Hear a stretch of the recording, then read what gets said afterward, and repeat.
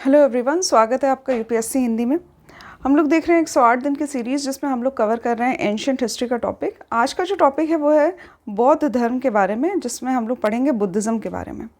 ठीक है, तो बुद्धिज़्म के जो फाउंडर हैं ये गौतम बुद्ध को माना जाता है और इनका जो जन्म है ये कपिलवस्तु के निकट लुम्बिनी में हुआ था। 563 BC में हुआ था।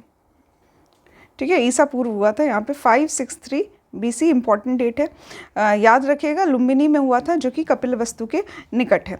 इनके जो पिता हैं उनको शुद्धोदन शाक्य गण कहा जाता है। ठीक है, इसीलिए इनका जो संबंध है ये शाक्य से है, इसीलिए इनको शाक्य मुनि नाम से भी जाना जाता है। शाक्य मुनि नाम से जाना जाता है किसको? गौतम बुद्ध को। ठीक है, लेटर ऑन अभी हम लोग देखेंगे। तो इनके जो पिता थे ये शुद्धोदन थे, शाक्य गण के प्रधान हुआ करते थे। इनकी जो माता थी ये माया देवी थी, या फिर इनको महामाया कहा जाता था। ये कोलीय गणराज्य की थी। ठीक है, इंपॉर्टेंट क्वेश्चन है, इस पर भी क्वेश्चन पूछे जाते हैं। तो ये कोलीय वंश की थी इनकी माता, और इनका जो बचपन का नाम था ये सिद्धार्थ हुआ करता था। ठीक है, तो जब इनको ज्ञान की प्राप्ति होती है तब इनका नाम जो है ये गौतम बुद्ध हो जाता है। इससे पहले इनको सिद्धार्थ कहा जाता था।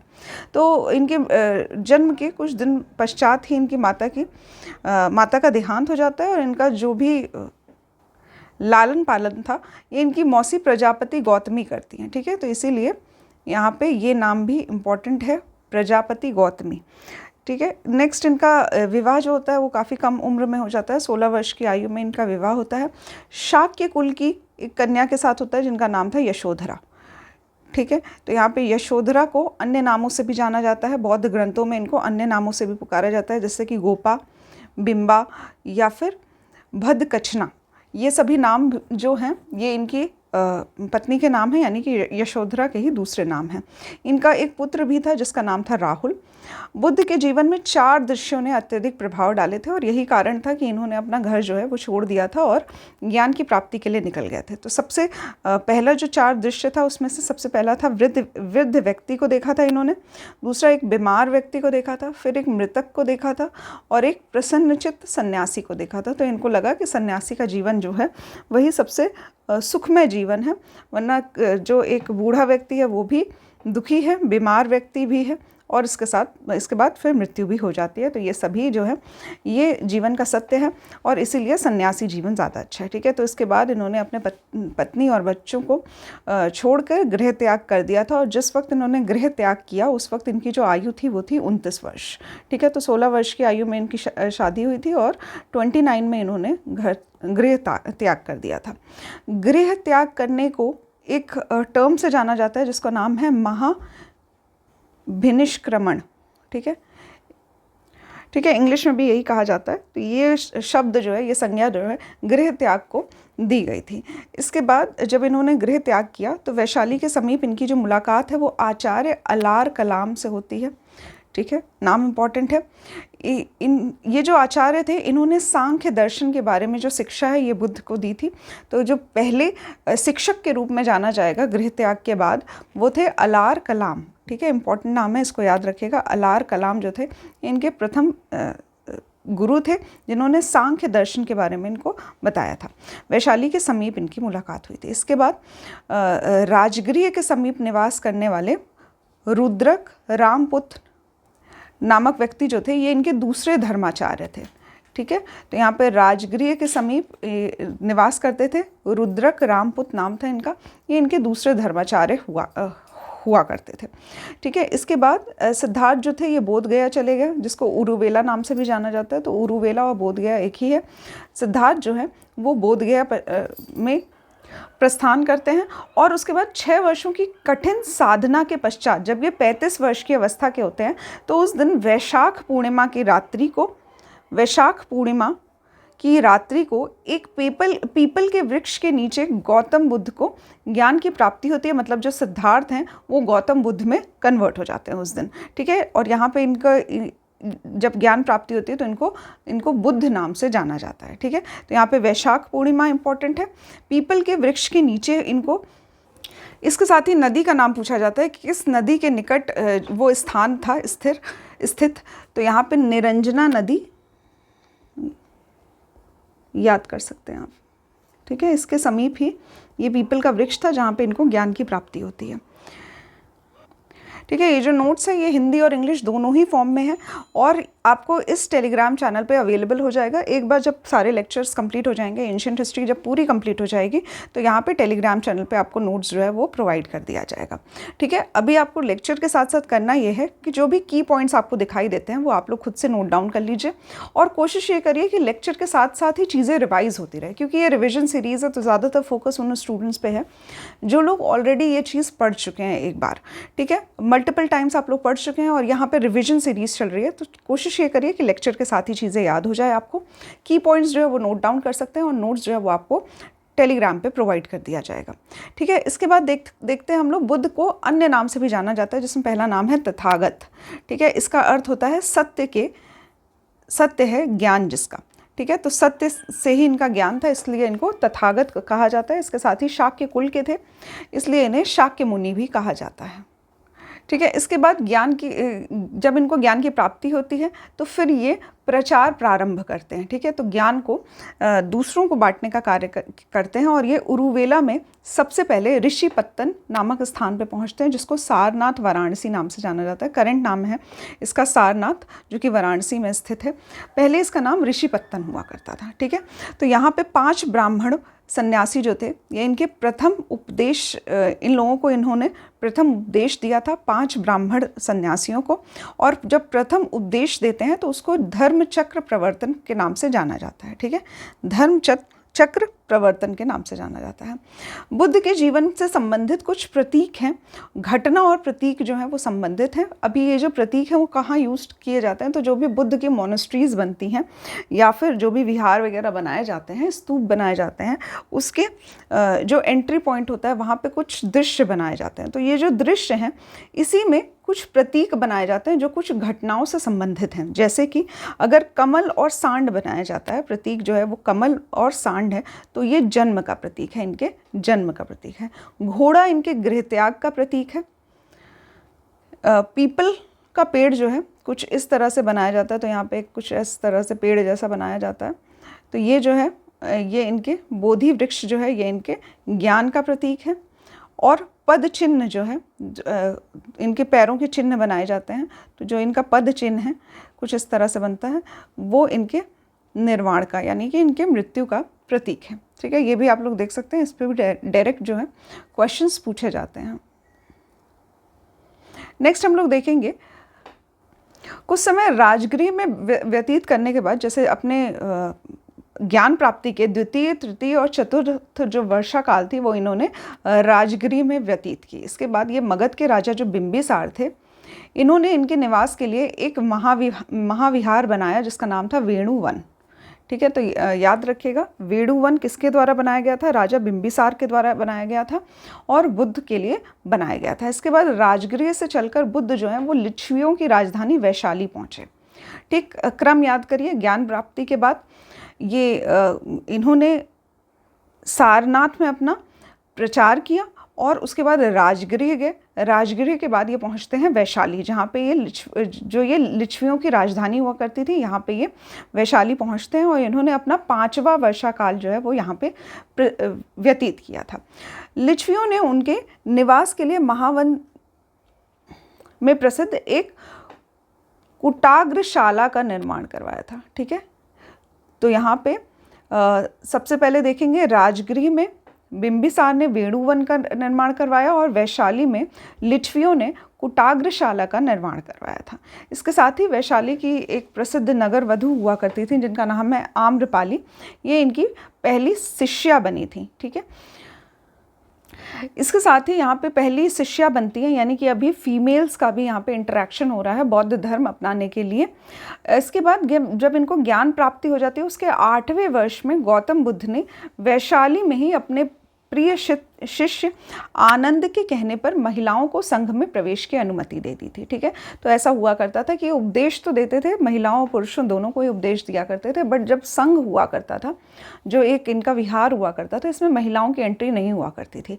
किंतु अपने एक शिष्य जिनका नाम था आनंद, उनके कहने पर बुद्ध ने अपने 8वें वर्ष में अपने ज्ञान प्राप्ति के 8वें वर्ष में महिलाओं को संघ में प्रवेश की अनुमति दे दी थी। इसके साथ ही जो प्रथम महिला थी जिन्होंने विहार में प्रवेश किया था, संघ में प्रवेश किया था, वो थी इनकी मौसी, जिन्होंने इनका लालन पालन किया था और विमाता संघ में प्रवेश करती हैं। इसके साथ ही एक और व्यक्ति हैं जिनका नाम है देवदत्त, जो कि बुद्ध के चचेरे भाई हुआ करते थे। तो पहले तो ये इनके शिष्य बनते हैं, इनसे ज्ञान की बातें सीखते हैं और उसके बाद लेटर ऑन इनके विरोधी बन जाते हैं। ठीक है, तो ये चाहते थे कि खुद जो है ये मेन पोस्ट पे रहें। इनको बौद्ध संघ के जो प्रधान हैं ये स्वयं बनना चाहते थे, लेकिन इनको सफलता नहीं मिलती है। बौद्ध धर्म का जो सर्वाधिक प्रचार है ये कोसल राज्य में हुआ था। ठीक है, यहाँ पे बुद्ध ने अपने 21 वर्ष जो थे वो बिताए थे। कहाँ पे बिताए थे? कोसल राज्य में बिताए थे। कोसल राज्य के एक व्यक्ति हैं अनाथ पिंडक। ठीक है, यहाँ पे ये जो व्यक्ति हैं ये एक धनी व्यापारी हुआ करते थे और इन्होंने शिक्षा ग्रहण की बुद्ध से और बाद में उनके लिए एक संघ बनाया था जिसको जेतवन विहार कहा जाता है। ठीक है, तो जेतवन विहार जो है ये आनंद पिंडक नामक व्यक्ति ने बनाया था, कोसल राज्य के हुआ करते थे। ऐसा एक शिल्प मिला है जो कि भरहूत का शिल्प है। ऐसी बातें वहाँ पे लिखी गई है और इनके दान का भी उल्लेख दिया गया है, जेतवन विहार की भी बातें लिखी हुई है। ठीक है, तो कुछ इस तरह से जेतवन अनाथ पिंडक को देती, इस तरह से जो भी चीज़ें लिखी हुई है, इस तरह के शब्द जो हैं ये लिखे गए हैं उस लेख में जो कि भरहूत से मिला है।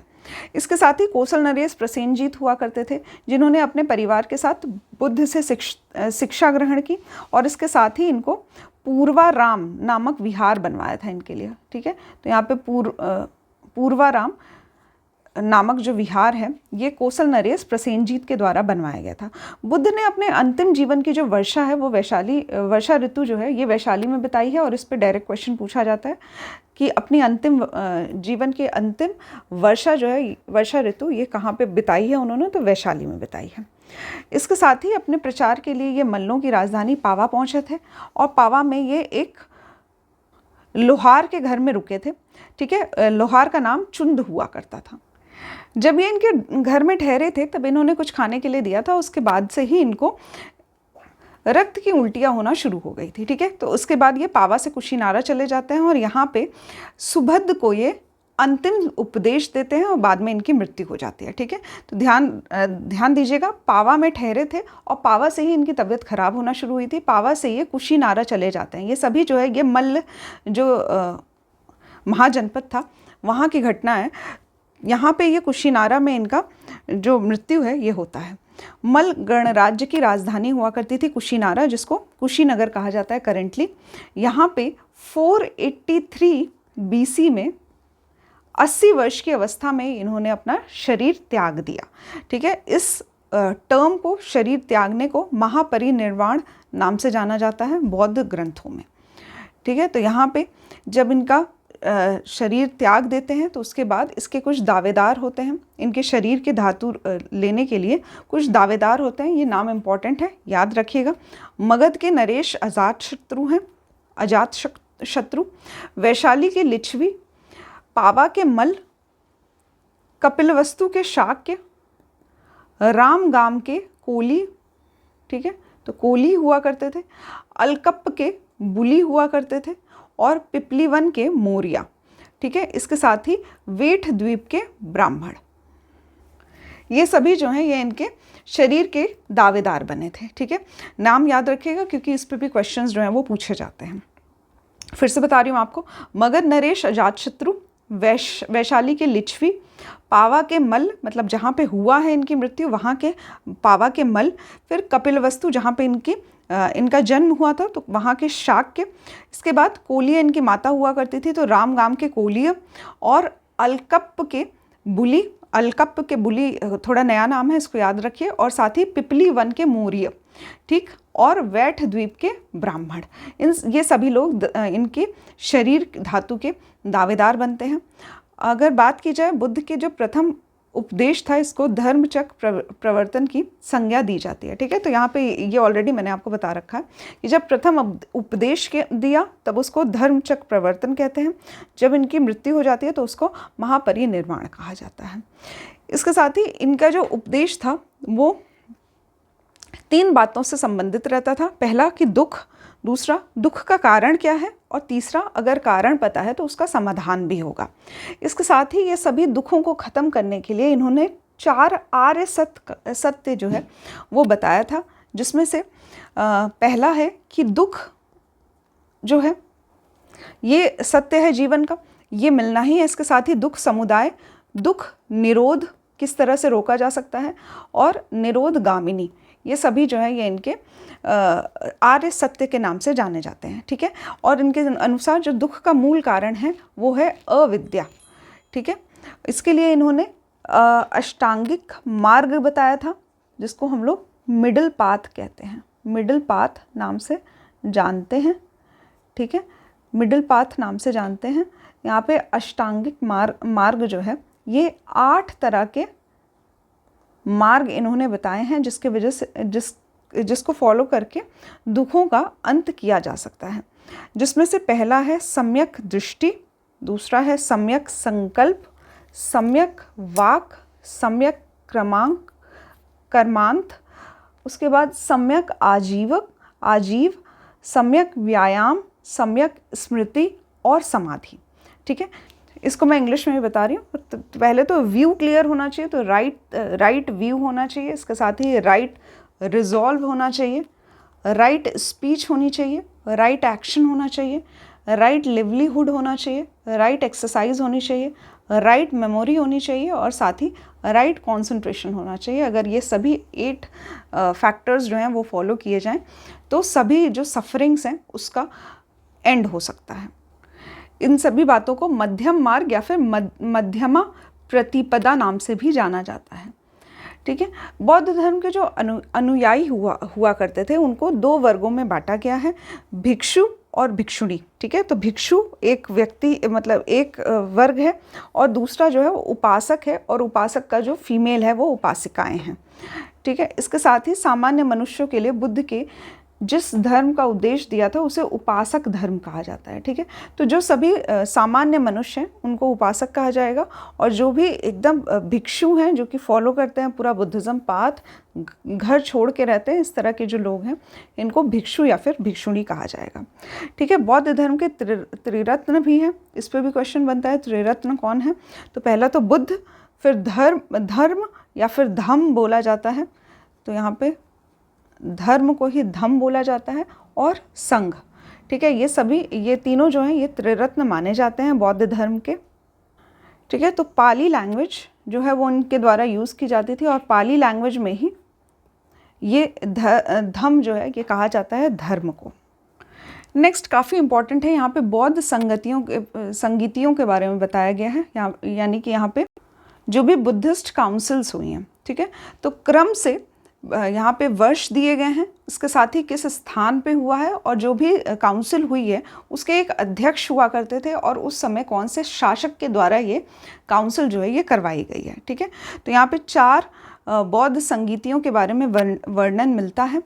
प्रथम जो हुआ था, फर्स्ट टाइम जब हुआ था, ये 483 BC में हुआ था। ठीक है, 483 BC में स्थान जो है ये राजगृह है, 483 BC राजगृह में, और जो अध्यक्ष थे ये थे महाकश्यप। ठीक, और जो शासक थे ये थे अजातशत्रु।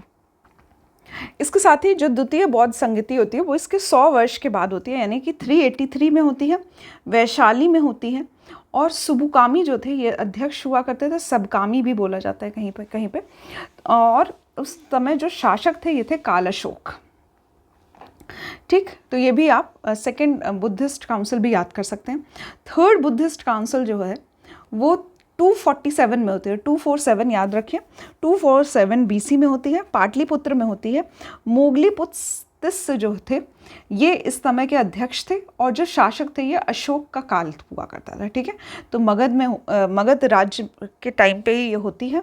पाटलिपुत्र स्थान है, और बाकी सभी डेटा जो है यहाँ पे दिया हुआ है। ठीक है, ये जो भी क्रम है और जो भी टेबल है ये सबसे इम्पॉर्टेंट टेबल मानी जाती है। यहाँ पे जो भी क्वेश्चंस जो हैं वो ज़्यादातर घुमा फिरा के यहीं से पूछे जाते हैं। Match the following type questions भी जो है वो फॉर्म किए जा सकते हैं।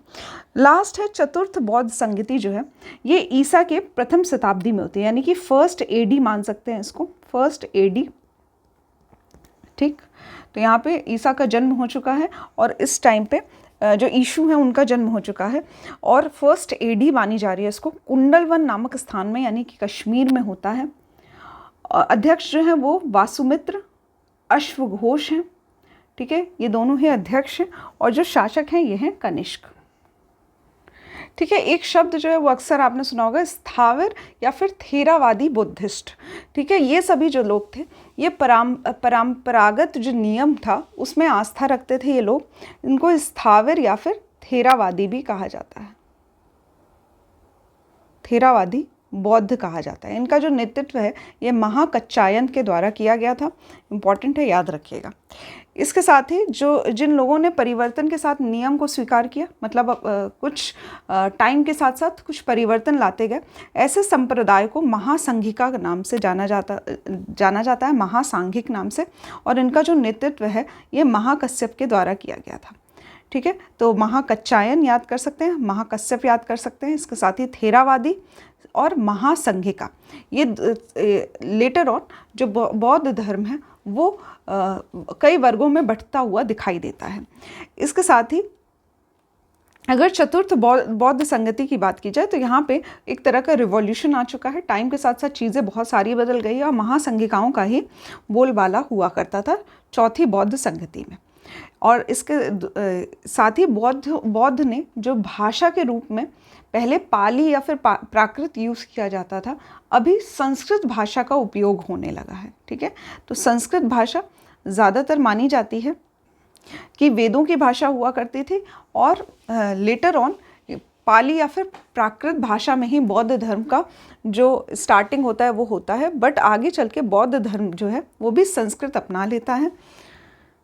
इसके साथ ही चतुर्थ बौद्ध संगति में ही हीनयान और महायान नामक दो संप्रदायों में बौद्ध धर्म विभाजित हो जाता है, ठीक है। इसके साथ ही जो सर्वस्तिवाद है वो भी आगे चल के वैभाषिक और सौतांत्रिक में विभाजित हो जाता है। तो जो भी आगे चल के जो है विभाजन के जो प्रोसेस है वो आप लोग देख सकते हैं। हीनयान और महायान काफ़ी इंपॉर्टेंट है, इसको याद रखिएगा। बाकी जो भी बातें जो है वो बताई गई है। यहाँ पे वैभाषिक मत जो है इसकी उत्पत्ति जो है ये कश्मीर से होती है। इसके कुछ प्रमुख आचार्य हैं जिनके नाम आप लोग याद कर सकते हैं, जैसे कि धर्मत्रात, घोषक, बुद्धदेव, वसुमित्र आदि, ठीक है। तो यहाँ पर भी दो संप्रदायों में बढ़ गया जिसमें वैभाषिक हैं। वैभाषिक जो है मेनली कश्मीर के लोग हैं, कश्मीर के जो बौद्ध लोग हैं इनको वैभाषिक मत का माना जाता है। और सौतांत्रिक संप्रदाय जो है ये सुत्त पिटक पर आधारित है। सुत्त पिटक जो है इम्पॉर्टेंट लिटरेचर है इसका, यहाँ पे इनके आधारित माना जाता है सौतांत्रिक संप्रदाय को। इसके बाद एक शून्यवाद है, इसके प्रवर्तक जो थे ये नागार्जुन थे। इम्पॉर्टेंट है, क्वेश्चन डायरेक्टली पूछा जाता है। शून्यवाद का सिद्धांत जो किसके द्वारा दिया गया था? शून्यवाद का सिद्धांत नागार्जुन के द्वारा दिया गया था। इन्होंने एक अपनी प्रसिद्ध रचना भी की है, माध्यमिक कारिका, ठीक है। तो ये भी आप लोग याद रखिए, यहाँ पे इन्होंने शून्यवाद का सिद्धांत दिया था। इसके साथ ही इसके अतिरिक्त इस मत के लिए अन्य और विद्वान जो थे वो इस मत को फॉलो करते हैं, जैसे कि चंद्रकीर्ति, शांतिदेव, शांति रक्षित, आर्यदेव, ठीक है। तो ये भी नाम आप लोग याद कर सकते हैं। नागार्जुन की जो तुलना है वो मार्टिन लूथर किंग से भी की जाती है। नेक्स्ट आगे चल के एक और वज्रयान नामक जो एक शाखा है वो भी देखने को मिलती है। वज्रयान जो थे इसका सर्वाधिक विकास जो है ये 8वीं शताब्दी में होता है, ठीक है। तो यहाँ पे 8th AD की बात हो रही है, इसमें इसका जो है विकास होता है, सर्वाधिक विकास। और यही भारत में बौद्ध धर्म के पतन का मार्ग जो है ये प्रशिष्ट करते हैं, ठीक है। इनके जो सिद्धांत हैं, इसके सिद्धांत आर्य, मंजूश्री, मूल, कल्य तथा गृह समाज नामक ग्रंथों में मिलता है।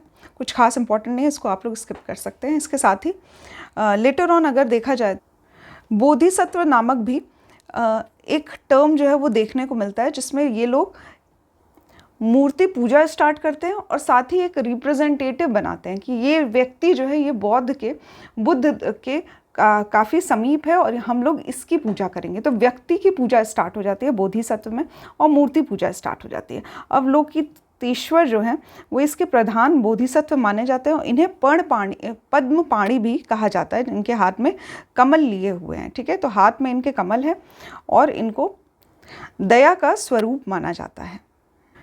इसके साथ ही नेक्स्ट इम्पॉर्टेंट है कि बौद्ध धर्म के जो प्रारंभिक ग्रंथ थे उनको त्रिपिटक नाम से जाना जाता है और इसकी जो रचना है ये पाली भाषा में की गई है।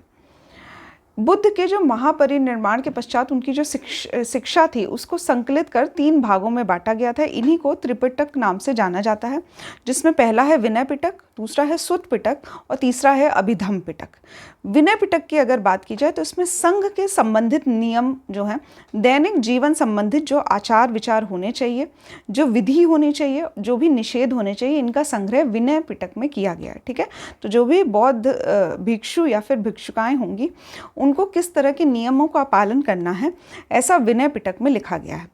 ठीक है, नेक्स्ट है सुत्त पिटक। इसमें महात्मा बुद्ध के उपदेशों का संग्रह किया गया है। ठीक है, तो यहाँ पे विनय पिटक नियम कानून बताते हैं, सुत्त पिटक जो है ये उपदेशों के संग्रह करते हैं, और साथ ही अभिधम्म पिटक जो है ये बौद्ध धर्म के दार्शनिक सिद्धांतों यानी कि फिलॉसफी के बारे में बात करते हैं। ठीक है, ये क्वेश्चन काफ़ी इंपॉर्टेंट है, अक्सर पूछा जाता है कि विनय पिटक, सुत्त पिटक और अभिधम्म पिटक जो है वो किस पे बेस्ड है, तो ये आपको पता होना चाहिए। इसके साथ ही कुछ जातक कथाएं भी होती हैं। जातक कथाओं में बुद्ध के जो जीवन है उससे पहले को जो उनके जन्म हुए थे उनके बारे में कुछ कथाओं का वर्णन किया गया है। ठीक है, तो उनके पूर्ववर्ती जन्मों के बारे में कुछ कथाएं जो है वो संकलित की गई हैं, जिनको जातक कथाएं नाम से जाना जाता है, और ये पाली भाषा में लिखा गया है।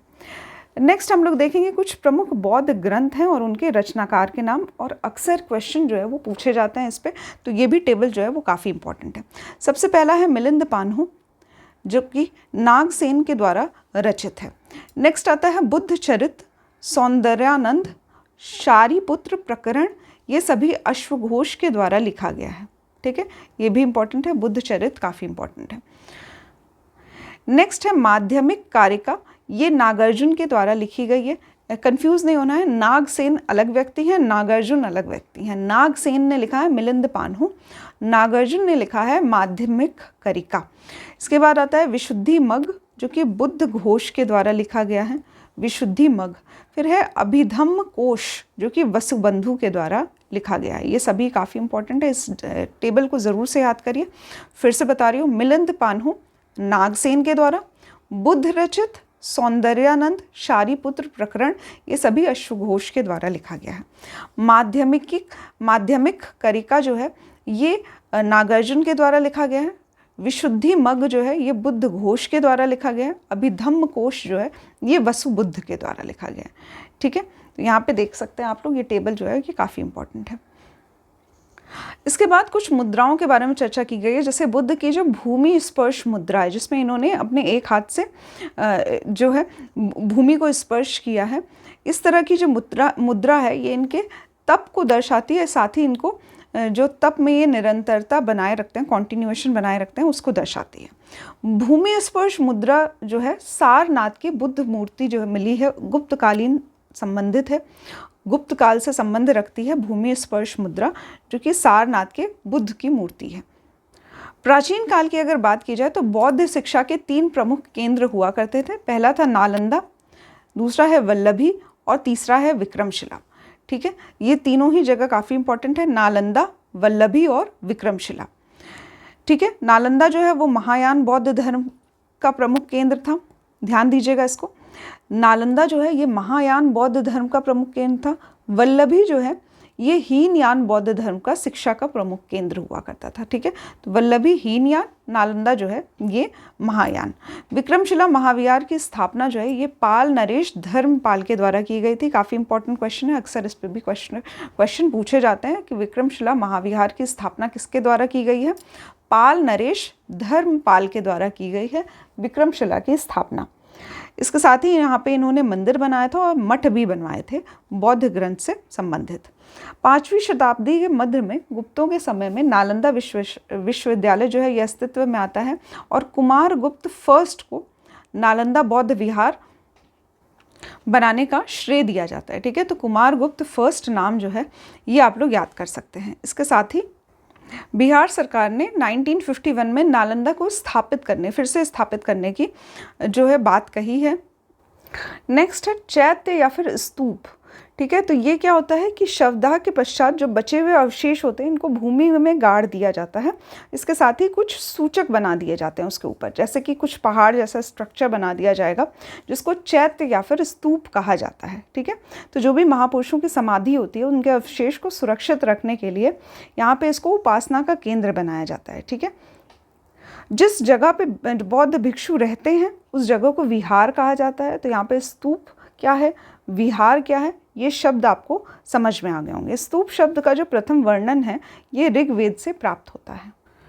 नेक्स्ट इंपॉर्टेंट है, गौतम बुद्ध के जीवन पर एडविन आर्नोल्ड नामक एक व्यक्ति हैं, इन्होंने लाइट ऑफ एशिया नामक एक काव्य पुस्तक की रचना की है। ठीक है, तो लाइट ऑफ एशिया किसके द्वारा लिखा गया है, एडविन आर्नोल्ड के द्वारा लिखा गया और गौतम बुद्ध पे बेस्ड ये किताब लिखी गई है। नेक्स्ट यहाँ पे जो महापरिनिर्वाण का जो स्थल है ये उत्तर प्रदेश के कुशीनगर जिले में स्थित है और यहाँ पे भगवान बुद्ध की जो मूर्ति है वो 6.1 मीटर ऊंची मूर्ति है और लेटी हुई मुद्रा में है। इसके साथ ही ये 1876 में उत्खनन के द्वारा सरकार को प्राप्त की गई थी, सरकार को प्राप्त हुई थी ये मूर्ति। ठीक है, तो ये सभी बातें काफ़ी इंपॉर्टेंट है, ये सब भी आप लोग देख सकते हैं। नेक्स्ट हमारा सबसे इम्पॉर्टेंट टॉपिक ये है कि हीनयान और महायान में अंतर क्या होता है।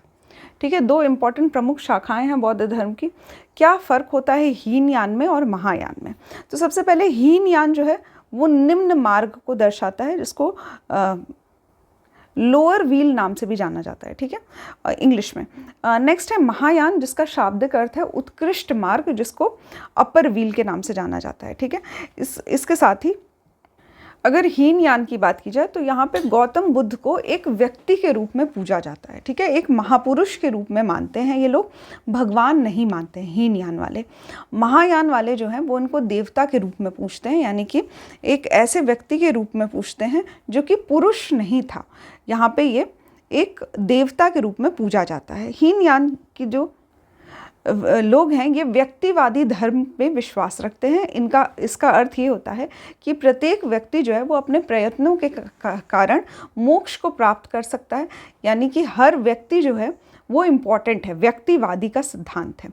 महायान की अगर बात की जाए तो यहाँ पे परोपकार और परम सेवा को बल दिया गया है, यहाँ पे मोक्ष की बात नहीं की गई है। इसके साथ ही पूरे मानव जाति के कल्याण की बात की गई है। ठीक, हीनयान की अगर बात की जाए तो ये लोग मूर्ति पूजा में विश्वास नहीं रखते हैं, इसके साथ ही कोई भक्ति में विश्वास नहीं रखते हैं। ठीक है, इनका कर्म ये है कि मोक्ष की प्राप्ति की जाए, जिसके लिए ये लोग जो भी ध्यान इत्यादि किया जाता है वो करते हैं, पूजा पाठ नहीं करते हैं और साथ ही मूर्ति पूजा पे विश्वास नहीं करते हैं। महायान की अगर बात की जाए तो ये लोग मूर्ति पूजा में विश्वास रखते हैं, आत्मा और पुनर्जन्म में विश्वास करते हैं। ठीक है, तो आत्मा, पुनर्जन्म, साथ ही मूर्ति पूजा, इन सभी चीज़ों पे विश्वास रखते हैं।